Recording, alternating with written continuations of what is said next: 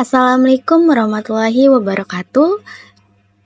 Kami sebagai kelompok 4 akan menerangkan suatu materi tentang menyampaikan pendapat terhadap isu aktual dilengkapi argumen pendukung. Selamat menikmati videonya ya. Oke guys, jadi sekarang kita masuk yuk ke materi pertama, yaitu apa sih pendapat? Dalam Kamus Besar Bahasa Indonesia atau KBBI, pendapat adalah sebuah pemikiran atau perkiraan tentang suatu hal. Jadi, pendapat adalah kita memiliki sebuah gagasan atau pikiran untuk menerangkan suatu objek yang perspektif yang memiliki sifat yang tidak objektif. Dan pendapat biasanya itu kita sebut sederhananya itu sebuah komentar. Nah, kita mengomentari suatu hal yang menarik bagi kita, itu disebut pendapat juga, guys. Di sini juga saya mau menjelaskan apa sih itu isu aktual. Menurut KBBI, isu aktual adalah masalah atau pokok persoalan yang benar terjadi atau akan terjadi dan sedang menjadi perbincangan orang banyak. Dapat disimpulkan tentang isu aktual adalah bahwa isu ini merupakan masalah atau pokok persoalan yang relevan, nyata, dan sedang dibicarakan oleh masyarakat. Isu-isu ini memiliki dampak signifikan dan mencakup berbagai bidang, seperti sosial, politik, ekonomi, dan lingkungan yang memerlukan perhatian dan solusi. Serta mendorong diskusi yang konstruktif. Di sini ada beberapa poin. Poin pertama, pastikan pendapat tersebut relevan dengan topik yang sedang dibahas. Jangan menyimpang ke topik lain yang tidak berhubungan. Poin kedua, alasan yang disampaikan masuk akal dan berhubung satu sama lain. Poin ketiga, mudah dipahami dan tidak ambigu.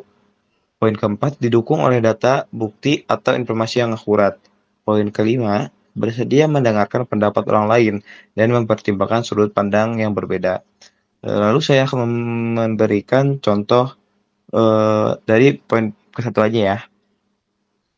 Kan topik yang sering saya akan memberikan contoh topik yang sedang dibahas ini, yaitu saya cari dampak teknologi pada pendidikan. Nah, contohnya seperti ini. Penerapan teknologi dalam pendidikan yang memungkinkan akses ke sumber belajar yang lebih luas dan interaktif, yang pada gilirannya meningkatkan keterlibatan siswa dalam proses pembelajaran. Nah, pendapat ini relevan karena langsung berhubungan dengan topik dampak teknologi pada pendidikan tanpa menyimpang ke aspek lain. Di sini ada tentang bagaimana isu yang baik. 1.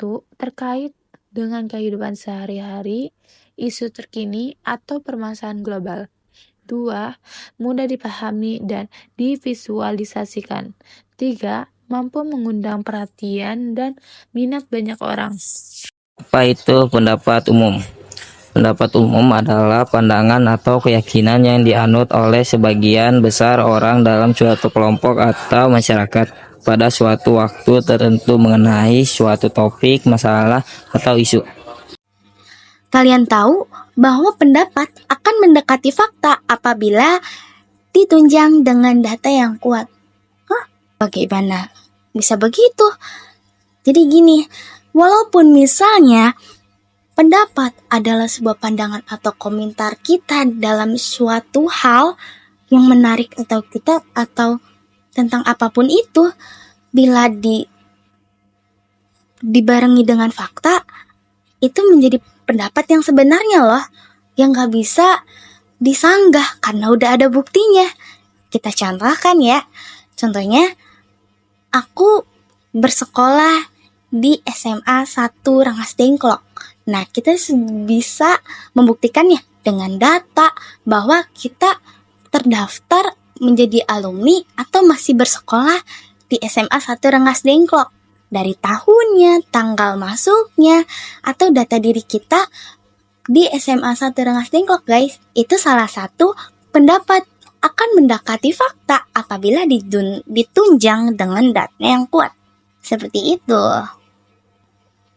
Nah, kita langsung lanjut ke pendapat pada teks editorial, yaitu teks editorial biasanya berisi pendapat atau pandangan penulis mengenai suatu isu atau peristiwa terkini. Ya, berikut ini adalah beberapa poin yang bisa disertakan dalam pendapat pada teks editorial. Yang pertama ada pendahuluan, yaitu memperkenalkan topik yang akan dibahas. Yang kedua ada argumentasi, yaitu menyampaikan argumen utama yang mendukung pendapat penulis. Ini bisa berupa data, fakta, atau contoh yang konkret.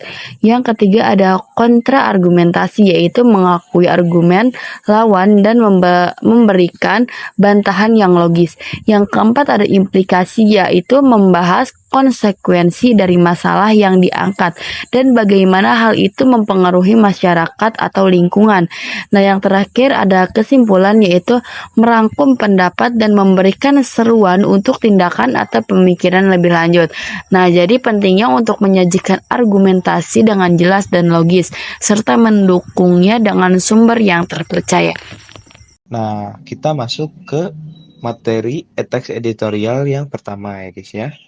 Lalu mari kita membaca bersama-sama. Lawan bullying. Ketegasan memerangi bullying di kalangan pelajar perlu digalakkan kembali. Sebab aktivitas bullying atau perundungan merupakan kejahatan yang akan menimbulkan trauma berkepanjangan terhadap korban. Bullying marak terjadi di lingkungan sekolah. Menurut pengamat pendidikan, kasus bullying di Indonesia sudah termasuk level darurat. Berdasarkan data dari Jaringan Pemantau Pendidikan Indonesia atau JPPI, jumlah korban bullying sepanjang Januari sampai Agustus tahun 2023 mencapai 379 anak. Banyak juga ya guys ya. Hal ini tentu menjadi tanggung jawab kita bersama untuk berupaya mencegah bullying dalam hal sekecil apapun. Kebijakan terkait pencegahan kasus bullying harus segera dilakukan, mengingat jumlah lonjakan kasus yang makin tinggi. Sudah sepatutnya semua pihak mengambil peran untuk mengatasi hal ini, bukan hanya pihak sekolah, pemerintah, tetapi semua kalangan masyarakat dibutuhkan partisipasinya untuk dapat mencegah kasus bullying. Mari kita analisis teks editorial ini bersama-sama. Isu aktual. Isu aktual yang diangkat dalam teks editorial ini tentang kasus bullying. Kasus bullying adalah kasus di kalangan pelajar Indonesia. Penulis menyoroti bahwa bullying merupakan masalah serius yang membutuhkan perhatian lebih dari semua pihak. Faktanya, menurut pengamatan pendidik, kasus bullying di Indonesia sudah termasuk level darurat. Berdasarkan data dari Jaringan Pemantau Pendidikan Indonesia, jumlah korban bullying sepanjang Januari sampai Agustus tahun 2023 mencapai 379 anak. Opininya, sudah sepatutnya semua pihak mengambil peran untuk mengatasi hal ini. Bukan hanya pihak sekolah, pemerintah, tetapi semua kalangan masyarakat dibutuhkan partisipasinya untuk dapat mencegah kasus bullying. Pendapat umumnya, pentingnya memerangi bullying di kalangan pelajar secara serius dan tindakan segera dari semua pihak. Argumen pendukungnya, bullying dianggap sebagai tindakan kejahatan yang dapat menimbulkan trauma berkepanjangan pada korban. Ini menunjukkan bahwa bullying memiliki dampak psikologi yang sangat serius.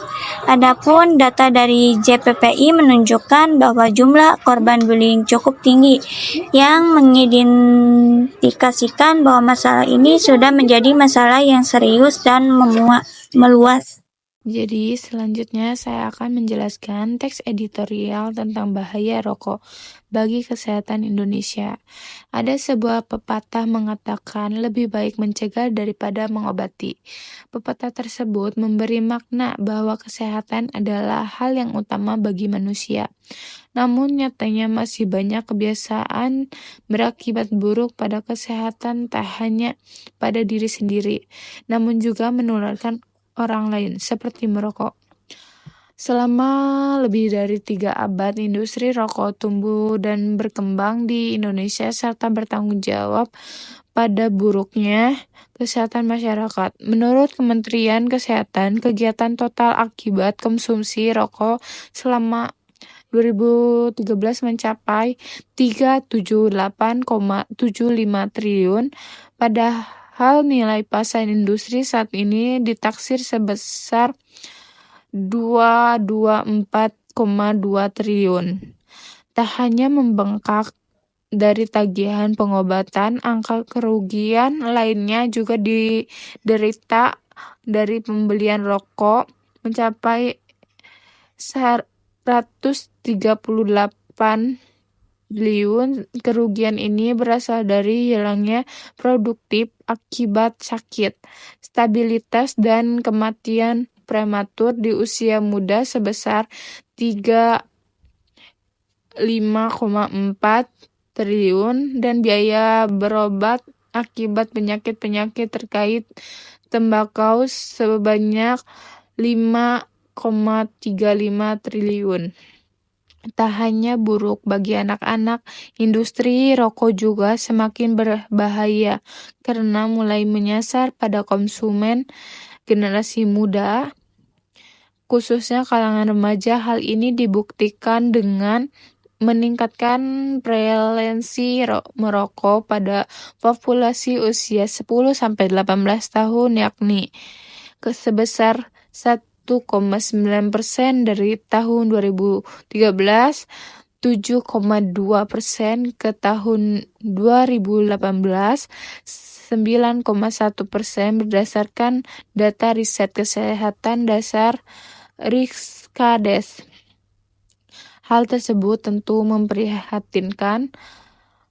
Oleh sebab itu, sudah saatnya kita menyadari hal-hal krusial ini.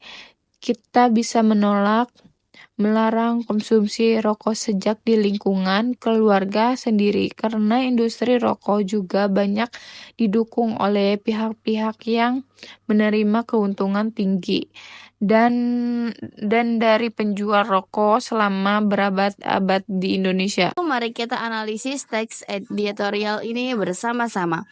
Isu aktual. Isu aktual yang diangkat dalam teks editorial ini adalah dampak buruk merokok terhadap kesehatan masyarakat di Indonesia dan meningkatkan jumlah perokok di kalangan remaja. Pendapat umum, merokok sangat berbahaya bagi kesehatan individu dan masyarakat secara keseluruhan, serta menimbulkan kerugian ekonomi yang besar. Argumen pendukung, merokok dikaitkan dengan berbagai penyakit serius seperti kanker, penyakit jantung, dan paru-paru. Konsumsi merokok juga menimbulkan kerugian ekonomi yang sangat besar bagi negara, baik dari segi biaya, pengobatan, maupun kehilangan produktivitas. Fakta, menurut Kementerian Kesehatan, kerugian total akibat konsumsi rokok selama 2013 mencapai 378,75 triliun. Padahal nilai pasar industri saat ini ditaksir berkisar sehingga 224,2 triliun. Opininya, tak hanya buruk bagi anak-anak, industri rokok juga semakin berbahaya karena mulai menyasar pada konsumen generasi muda, khususnya kalangan remaja. Saya akan bacakan teks editorial yang ketiga berjudul Perlukah Transportasi Umum untuk Kita? Dari tahun ke tahun, kemacetan menjadi masalah yang terus bertambah parah. Anekdot kemudian bermunculan seperti yang berjudul Dua di Jalan datang untuk mengkritik pemerintah mengenai kebijakannya dalam mengatur transportasi di Indonesia. Kemacetan di jalan tetap terjadi dan semakin parah. Memang hasil yang logis dari beberapa faktor, seperti meningkatnya jumlah penduduk, naiknya jumlah pembelian kendaraan pribadi, dan lambatnya pembangunan infrastruktur penghubung antar lokasi.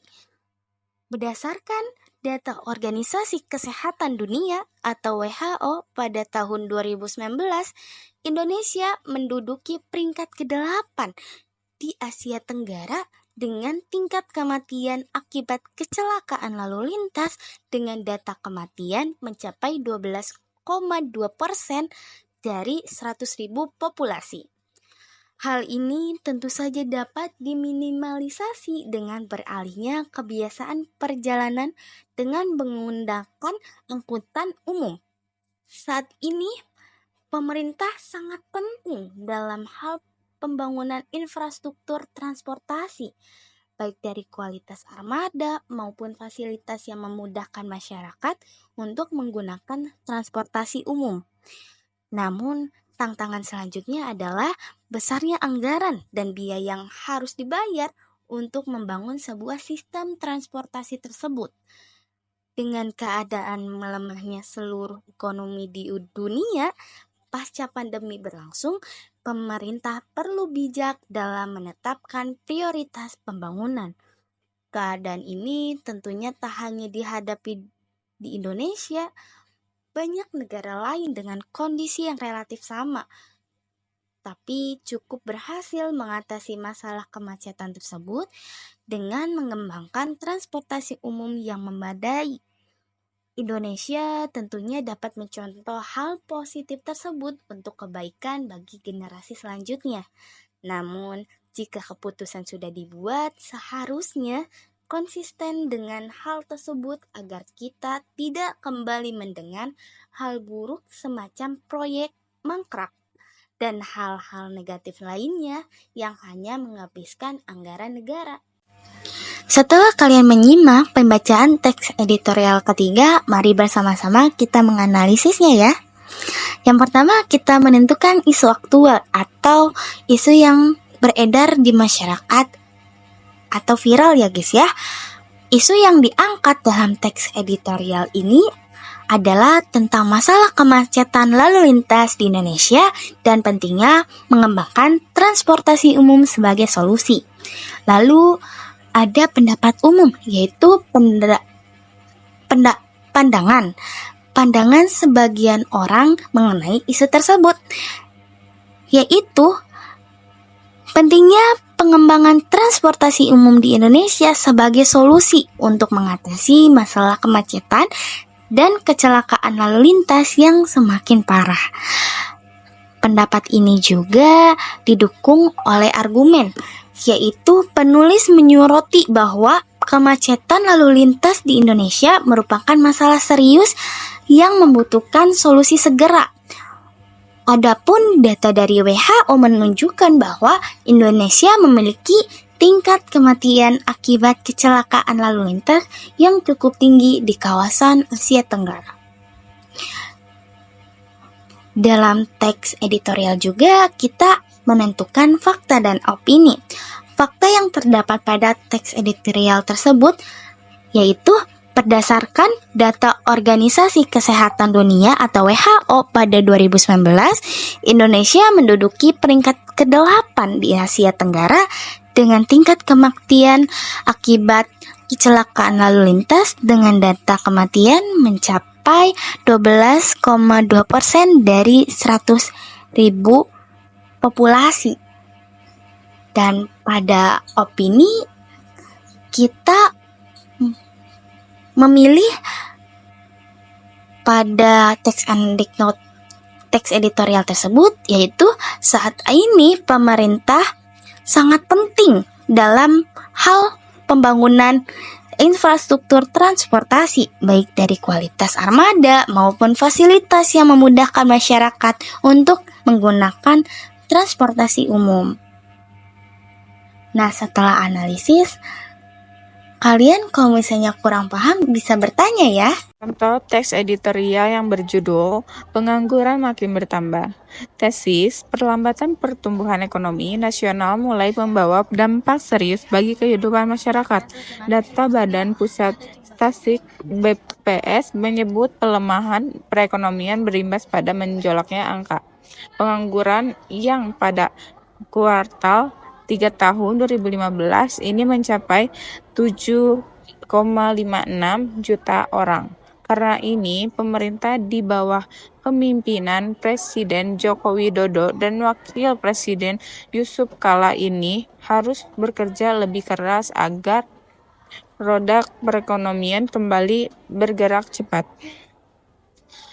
Percepatan pertumbuhan ekonomi tersebut diperlakukan untuk mencapaikan lapangan kerja baru sebab saat ini banyak sektor lapangan kerja yang tersedia turun daya serapnya. Salah satu terbesar adalah sektor pertanian yang dalam setahun terakhir turun daya serap dari 38,9 juta orang menjadi 37,75 orang atau turun 1,2 juta orang. Argumentasi data-data BPS ini harus dijadikan acuan pemerintah untuk serius dalam mengenai masalah pengangguran. Karena kalau perlambatan pertumbuhan ekonomi ini tidak segera diantisipasi dengan kebijakan tepat, jumlah angka pengangguran dikhawatirkan akan bertambah. Kita juga tak bisa menyalahkan industri-industri yang akhir melakukan PHK sebagai upaya efisien agar tetap bisa bertahan servis. Pertumbuhan ekonomi diakurat juga sebanyak 4,73% ini memang membaik dibanding sebelumnya yang mencapai 4,65%. Namun kenaikan belum cukup tinggi ini menjaga ciptakan tenaga kerja sehingga pemerintah jangan terlalu hanyut dengan kenaikan angka pertumbuhan ekonomi yang sedikit tersebut.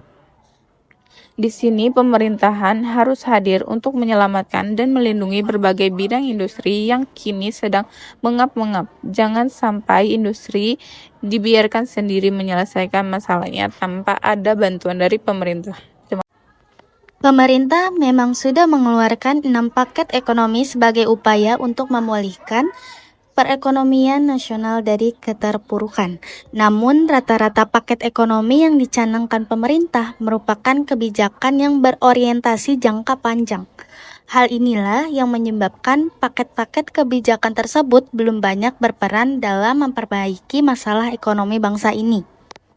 Paket kebijakan yang dikeluarkan sebenarnya cukup baik, namun karena perlambatan pertumbuhan ekonomi sudah berimplikasi serius pada kehidupan masyarakat. Yang diperlukan adalah kebijakan berorientasi jangka pendek sehingga cepat menyelesaikan persoalan yang ada. Selain paket ekonomi yang belum bisa bekerja optimal, terbatasnya kenaikan pertumbuhan ekonomi nasional juga disebabkan sejumlah faktor lain. Di antaranya masih minimnya realisasi belanja pemerintah dan menurunnya ekspor komoditas. Faktor melambatnya ekonomi global memang ikut memengaruhi ekonomi nasional, namun tidak bijaksana juga kalau pemerintah terus-menerus menjadikan faktor eksternal sebagai kambing hitam permasalahan ekonomi bangsa ini. Sudah saatnya pemerintah melakukan introspeksi dan segera merevisi kebijakan-kebijakan yang dinilai tidak tepat. Penegasan ulang. Intinya, pemerintah harus tetap optimis untuk bisa menyelesaikan masalah ini. Hal mendesak yang harus dilakukan pemerintah saat ini adalah bagaimana menciptakan lapangan kerja yang padat karya. Hal ini bisa dilakukan dengan memperbaiki sektor pertanian dan merealisasikan proyek-proyek pembangunan infrastruktur. Pemerintah mungkin dahulu masih bisa beralibi ada kendala administrasi dalam pelaksanaan proyek infrastruktur. Namun di tahun kedua pemerintahan ini, pemerintah harus mampu mempercepat jalannya proyek infrastruktur tersebut. Hal ini penting karena sektor pertanian dan infrastruktur bisa banyak menyerap tenaga kerja yang kini sangat dibutuhkan. Selain itu, realisasi belanja pemerintah harus didorong secepat mungkin, termasuk pemerintah daerah yang selama ini sangat rendah penyerapan anggarannya.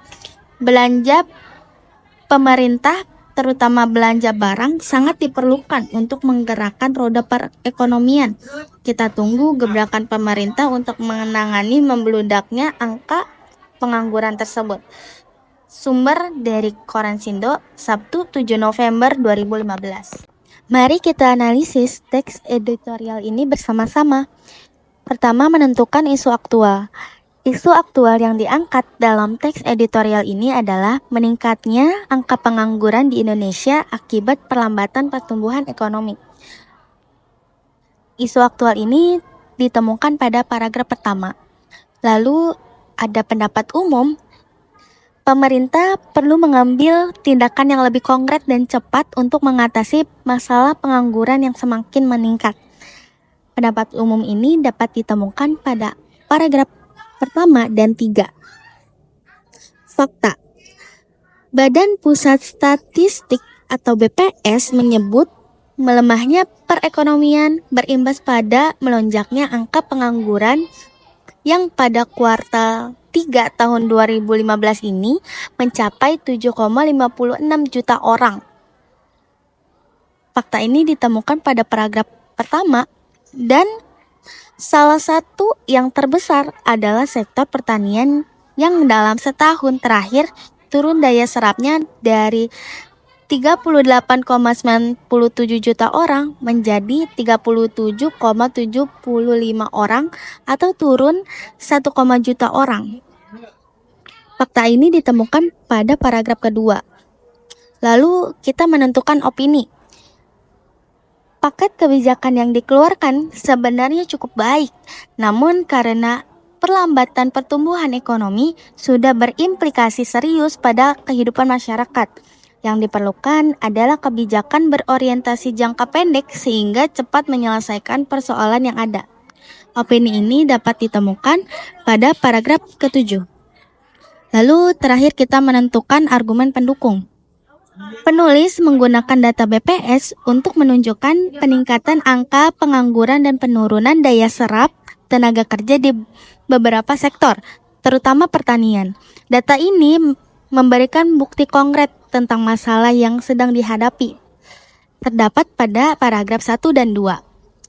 Lalu, dan ada beberapa faktor yang menyebabkan peningkatan pengangguran seperti perlambatan pertumbuhan ekonomi global, minimnya realisasi belanja pemerintah, dan penurunan ekspor. Argumen pendukung ini terdapat pada paragraf 7 dan 8.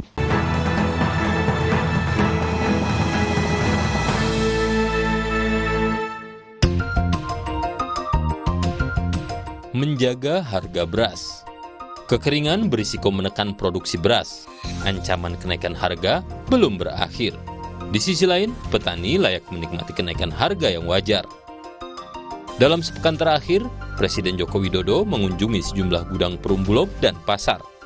Presiden mengecek ketersediaan beras, memantau harga bahan pangan, dan menyerahkan beras bantuan pangan kepada keluarga penerima manfaat. Presiden juga menginstruksikan Perumbulok untuk gencar operasi pasar agar harga beras di tingkat konsumen turun. Beras bantuan masing-masing 10 kg per bulan dibagikan kepada 21,3 juta keluarga penerima manfaat. Bantuan pangan yang diberikan pada September, Oktober, dan November 2023 itu diharapkan jadi bantalan bagi masyarakat miskin saat harga beras naik. Data Badan Pusat Statistik BPS menunjukkan pada Agustus 2023, inflasi tahunan 3,27%. Kelompok makanan, minuman, dan tembakau menyumbang 0,92% secara tahunan dengan sumbangan beras 0,41%. Inflasi atau kenaikan harga barang dan jasa secara umum dan terus-menerus dalam jangka waktu tertentu ini ditanggung konsumen. Begitu pula konsumen beras menghadapi kenaikan harga beras. Berdasarkan data Organisasi Pangan Dunia FAO, indeks harga beras menyentuh 142,4 poin pada Agustus 2023 atau tertinggi dalam 15 tahun terakhir. Menurut BPS, selama Agustus 2023, rata-rata harga gabah kering panen di tingkat petani Rp5.833 per kilogram atau naik 3,62% secara bulanan. Sementara harga di tingkat penggilingan Rp5.979 per kilogram atau naik 3,74% secara bulanan. Adapun nilai tukar petani atau NTP pada Agustus 2023 sebesar 111,85. Angka ini naik 1,09% dibandingkan dengan Juli 2023. Angka di atas 100 menunjukkan indeks harga yang diterima petani lebih besar daripada indeks harga yang dibayar petani. Semakin tinggi NTP, petani semakin sejahtera. Mengutip Dwi Andreas Santosa, Ketua Umum Asosiasi Bank Benih dan Teknologi Tani Indonesia, harga beras seperti sekarang ini masih terjangkau masyarakat menengah atas. Adapun masyarakat miskin menerima beras bantuan pemerintah. Menurut dia, harga beras saat ini berada dalam keseimbangan yang wajar. Ketersediaan beras memengaruhi harga. Hal yang memengaruhi ketersediaan beras antara lain masa panen yang hampir berakhir, El Nino yang berdampak pada produksi padi, dan kondisi perberasan dunia. Risiko ini masih ada. Idealnya keseimbangan harga beras mesti dijaga. Harga beras tak membebani masyarakat. Di sisi lain, intervensi pemerintah untuk mengendalikan harga beras juga tak boleh menekan petani. Hal yang tak kalah penting, ada jaminan beras tersedia. Makanan pokok mayoritas penduduk Indonesia ini mesti ada saat dibutuhkan. Jangan sampai hilang atau sulit diperoleh di pasaran. Mari kita analisis teks editorial ini bersama-sama. Isu aktual yang diangkat dalam teks editorial ini adalah maraknya penggunaan pinjaman online di kalangan anak muda Indonesia, kasusnya di tengah maraknya judi online. Isu aktual ini terdapat pada paragraf 7. Pendapat umumnya, penggunaan pinjol di kalangan anak muda merupakan masalah serius yang perlu segera diatasi. Pendapat umumnya terdapat pada paragraf 1. Argumen pendukungnya terdapat data dari Indef yang menunjukkan tingginya tingkat hutang anak muda akibat pinjol terdapat pada paragraf 2, 8, 9, dan 10. Menyoroti bahwa banyak anak muda yang kurang memahami risiko keuangan dan terjebak dalam masalah utang terdapat pada paragraf 4 dan 5. Faktanya, berdasarkan riset yang dilakukan Indef, utang yang dimiliki generasi muda Indonesia melalui mekanisme pinjol ternyata lebih besar jika dibandingkan rata-rata penghasilan yang mereka terima. Riset tersebut mengungkapkan dengan pendapatan rata-rata muda di Indonesia dengan rentang umur 8-34 tahun hanya 2 juta per bulan. Utang mereka di pinjaman online yang mencapai 2,3 juta sampai 2,5 juta. Terdapat pada paragraf 2, data dari Pusat Pelaporan dan Analisis Transaksi Keuangan (PPATK) menunjukkan adanya transaksi mencurigakan yang terkait dengan penjudian sebesar 11,84% dari total 94.000 laporan pada 2022. Terdapat pada paragraf 8. Opininya, dampak buruk pinjaman online bagi masyarakat sepertinya sudah dalam tahap yang mengkhawatirkan. Terdapat pada paragraf 1. Dengan situasi tersebut, ditambahnya pola hidup yang cenderung konsumtif, fenomena pinjol di kalangan anak muda ini seperti menemukan tempat berkembang biak. Opininya terdapat pada paragraf 4.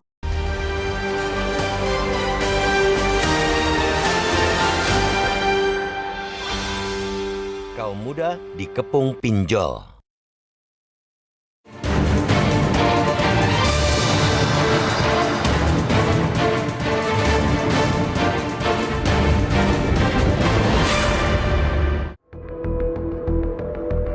Dampak buruk pinjaman online atau pinjol bagi masyarakat sepertinya sudah dalam tahap yang mengkhawatirkan. Situasi ini bukan hanya menimpa masyarakat kelas pekerja, melainkan juga kaum muda yang mayoritas belum mempunyai pekerjaan yang mapan. Berdasarkan riset yang dilakukan Institute of Development of Economics and Finance atau Indef, utang yang dimiliki generasi muda Indonesia melalui mekanisme pinjol ternyata lebih besar dibandingkan rata-rata penghasilan yang mereka terima. Riset tersebut mengungkapkan, dengan pendapatan rata-rata pemuda di Indonesia dengan rentang umur 18-34 tahun, hanya 2 juta rupiah per bulan hutang mereka di pinjaman online yang mencapai 2,3 juta sampai 2,5 juta rupiah. Maraknya fenomena besar pasak daripada tiang ini tidak terlepas dari skema yang dipromosikan para penjual layanan pinjol ini. Umumnya, pinjaman ini menjanjikan akses yang begitu mudah dan cepat untuk mendapatkan dana tunai tanpa persyaratan yang sulit dengan calon penggunanya. Dengan situasi tersebut, ditambahnya pola hidup yang cenderung konsumtif, fenomena pinjol di kalangan anak muda ini seperti menemukan tempat berkembang biak. Sayangnya, kaum muda yang belum mempunyai penghasilan tetap ini seringkali tidak lancar dalam melakukan pembayaran kembali. Konsekuensinya, riset Indef juga mengungkapkan bahwa saat ini muncul tren peningkatan pinjaman perseorangan yang macet dan jumlah outstandingnya di kalangan anak muda.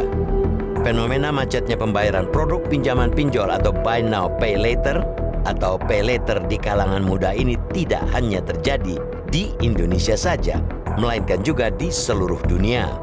Banyak kalangan menyebutkan terlilitnya kaum muda dan juga tentunya kelas pekerja dengan utang yang ditawarkan melalui platform pinjol ini tidak terlepas dari ketidaktahuan mereka. Walaupun merupakan hal yang lumrah dan sah-sah saja untuk dilakukan, publik harus sadar bahwa pinjaman merupakan sesuatu yang harus dibayar. Artinya, setiap peminjam harus tahu akan kemampuannya dalam membayar. Banyak kaum muda bahkan dari kalangan intelektual pun seringkali kurang sadar mengenai hal ini. Mereka baru sadar bahayanya pinjol ketika terlilit utang begitu dalam di luar kemampuan bayarnya. Publik tentu masih ingat ketika ratusan mahasiswa di salah satu kampus ternama di Bogor terjebak utang di 4 platform pinjol. Walaupun sebagian terjadi akibat penipuan, kasus itu cukup mengejutkan karena menimpa kaum muda yang tingkat intelektualnya relatif tinggi. Celakanya, menurut Indef, merebaknya pinjol di kalangan anak muda memiliki relevansi dengan maraknya judi online. Data dari Pusat Pelaporan dan Analisis Transaksi Keuangan atau PPATK menunjukkan adanya transaksi mencurigakan yang terkait dengan perjudian sebesar 11,84% dari total 94.000 laporan pada tahun 2022. Angka ini mengalami peningkatan signifikan dibandingkan tahun 2020 yang hanya sebesar 1,6% dari 68.000 laporan. Artinya, dari tahun 2020 hingga 2022, laporan terkait perjudian meningkat sekitar 10 kali lipat. Hubungan antara judi online dan pinjaman online, kata Indef, sangat erat. Terutama jika melihat nominal transaksi judi online yang mencapai 69,6 triliun rupiah dari 69,9 juta transaksi yang dianalisis oleh PPATK pada tahun 2022. Sementara itu, pertumbuhan pinjol hingga Desember 2022 mencapai 71% dan 18% pada Juli 2023. Selain itu, bukti lain yang mendukung temuan ini adalah adanya tren pencarian yang hampir serupa di mesin pencari Google, yaitu pencarian terkait situs Zeus Slot dengan pinjaman online. Dari tahun 2021 hingga akhir 2022, terdapat peningkatan pencarian kata kunci terkait Zeus Slot dan pinjaman online. Mengingat situasinya sudah mencemaskan, sebaiknya pemerintah melalui Otoritas Jasa Keuangan atau OJK tak henti-hentinya melakukan sosialisasi secara masif kepada masyarakat, khususnya anak muda, mengenai baik buruknya platform pinjol ini. Apalagi sudah cukup banyak berseliweran platform pinjol ilegal yang bunganya begitu tinggi dan membahayakan. Anak muda harus benar-benar mempertimbangkan risiko sebelum memutuskan untuk menjadi tender di suatu pinjol. Pinjaman bisa menjadi bermanfaat apabila paham kemampuan bayar dan konsekuensinya. Terkait masifnya judi online, kita patut mengapresiasi Menteri Komunikasi dan Informatika Budi Aris Setiadi yang memerintahkan jajaran kementeriannya untuk menyapu bersih judi online dalam waktu sepekan.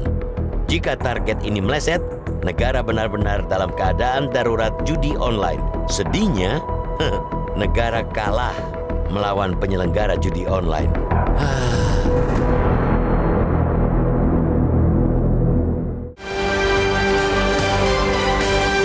Mari kita bersama-sama menganalisis teks editorial ini. Pertama, kita menentukan isu aktual. Isu aktual yang diangkat dalam teks editorial ini adalah maraknya penggunaan pinjaman online atau kita singkat atau lebih kita kenal adalah pinjol di kalangan anak muda Indonesia, khususnya di tengah maraknya judi online. Isu aktual ini dapat ditemukan pada paragraf ke-7. Pendapat umum. Pendapat umum dalam teks editorial ini adalah penggunaan pinjol di kalangan anak muda merupakan masalah serius yang perlu segera diatasi. Pendapat umum ini ditemukan pada paragraf pertama. Lalu argumen pendukung. Argumen pendukung pada teks editorial ini adalah terdapat data dari Indef yang menunjukkan tingginya tingkat utang anak muda akibat pinjol. Data ini dapat ditemukan pada paragraf 2, 8, 9, dan 10. Lalu ada argumen pendukung lainnya, yaitu menyoroti bahwa banyak anak muda yang kurang memahami risiko keuangan dan terjebak dalam masalah utang. Argumen ini terdapat pada paragraf 4 dan 5. Lalu kita menentukan fakta. Berdasarkan riset yang dilakukan oleh Institute for Development of Economic and Finance atau kita sebut Indef, utang yang dimiliki generasi muda Indonesia melalui mekanisme pinjol ternyata lebih besar jika dibandingkan rata-rata penghasilan yang mereka terima. Riset tersebut mengungkapkan dengan pendapatan rata-rata pemuda di Indonesia dengan rentang umur 18 sampai 34 tahun hanya 2 juta per bulan. Utang mereka di pinjaman online mencapai 2,3 juta sampai 2,5 juta. Fakta ini ditemukan pada paragraf kedua. Lalu ada fakta lainnya, yaitu data dari Pusat Pelaporan dan Analisis Transaksi Keuangan atau disingkat PPATK menunjukkan adanya transaksi mencurigakan yang terkait dengan perjudian sebesar 11,84% dari total 94.000 laporan pada 2022. Fakta ini dapat ditemukan pada paragraf ke-8. Lalu kita menentukan opini. Opininya, dampak buruk pinjaman online atau pinjol bagi masyarakat sepertinya sudah dalam tahap yang mengkhawatirkan. Opini ini terdapat pada paragraf pertama. Opini lainnya, yaitu dengan situasi tersebut ditambahnya pola hidup yang cenderung konsumtif, fenomena pinjol di kalangan anak muda ini seperti menemukan tempat berkembang biak. Opini ini dapat ditemukan pada paragraf keempat. Terima kasih telah menonton video materi kelompok 4. Semoga ilmu yang kami sampaikan bermanfaat bagi kita semua. Wassalamualaikum warahmatullahi wabarakatuh.